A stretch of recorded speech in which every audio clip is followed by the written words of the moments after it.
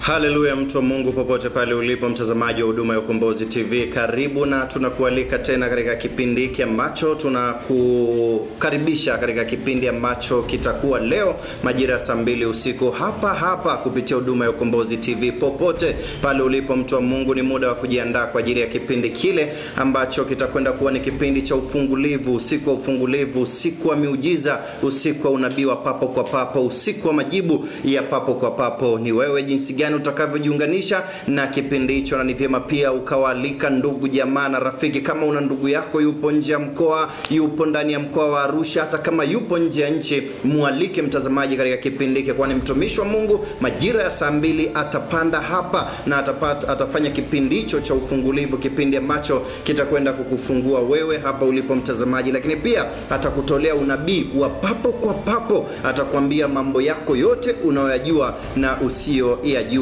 Kikubwa ni kujiandaa. Andaa simu yako, andaa bando yako vizuri. Ifikapo tu saa 2 mtazamaji, basi ni muda wako wa kujiunganisha nasi, ni muda wako wa kuingia YouTube na kuandika huduma ya Ukombozi ili uweze kutupata live mtazamaji. Lakini nikuambie tu kwamba kubwa zaidi, kuelekea siku ya kesho, tupo kwenye wiki ya kongamano kubwa kabisa la kufuta na kuondoa roho ya kuonewa katika familia. Pengine familia yako imeonewa kwa muda mrefu, wewe mwenyewe umeonewa kwa muda mrefu katika maeneo mbalimbali, katika magonjwa adui amekuonea kwa muda mrefu, kwenye biashara adui amekuonea kwa muda mrefu. Sasa wiki hii nzima ni wiki ya kuondoa aibu, na ni wiki ya kufuta ama ni wiki ya kutokomeza roho ya kuonewa mtazamaji, kwa sababu kuna roho za kuonewa. Kuna familia ambazo zimekuwa katika mfumo wa kuonewa, kuanzia baba, kuanzia mama, kuanzia watoto, wote wanaonewa. Watoto wanaonewa kwenye familia, kwenye elimu, wazazi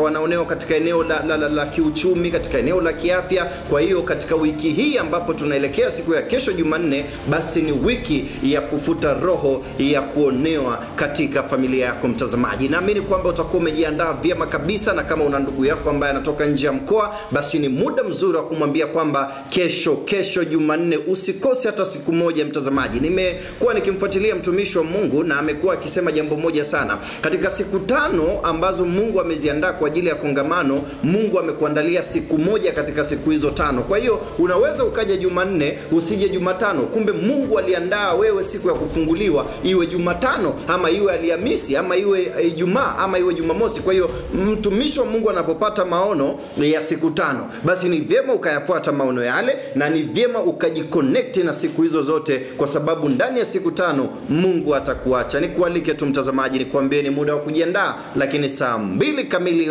usiku leo Jumatatu, mtumishi wa Mungu atakuwepo hapa. Kitachofuata baada ya hapa ni kipindi kingine ambacho tutakuwepo hapa na watumishi wengine wa Mungu kwa ajili ya kuzidi kuzungumzia na kuzidi kukualika katika ibada ya kongamano ya siku 5 mtazamaji. Jiandae kwa ajili ya saa 2, nabii atakuwa hapa.